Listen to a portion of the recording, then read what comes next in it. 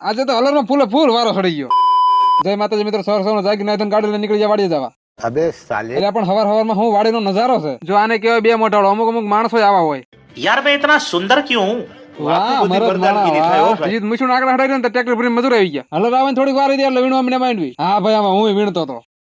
મજૂર ને pass cab ખડી ગયો, ચાલે જવું પડ્યું. પછી બપોર હેડે એટલે ફાઇનલી હલર વાળા આવી ગયા. હું વહીવટ કરો પણ ચાલુ કરો ને. વાહ બાદશાહ ખાન વાહ, હજી તેમાં 7 કરોડ હલવાઈ ગયા ની કાઢે છે. 7 करोड़।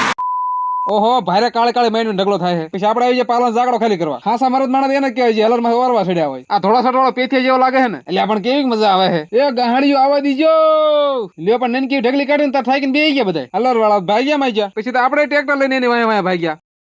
એટલે કાઢી નીકળ્યા, ખાલી હલર ફેરવી છે. એટલે પણ ફરતીને દાટો કરી નાખ્યો. એટલે પણ હું ગાડીઓ હારતો, હું કઈ નવરો નથી બેઠો. એટલે પણ બહુ થાક લાગતો, ઘડી વાર મજા હેઠવી આવે છે. હાલો માથા ચડો. કાં ભાઈ હલર માં કામ કરીને કેમ થઈ ગયું? મોટા શેઠ તો હજી અમે આયા. ફાઇનલી હાંસ પડી એટલે માંડવી કાઢવાનું કામકાજ પતી અને મોટા શેઠ મીટિંગ ચાલુ છે. માંડવી કાઢવાનું કામકાજ પતાવીને આવીએ ઘરે આવીને ખાધું પીધું રાજ કર્યું. આજનો વ્લોગ અહીંયા જ પૂરો. Okay tata bye bye.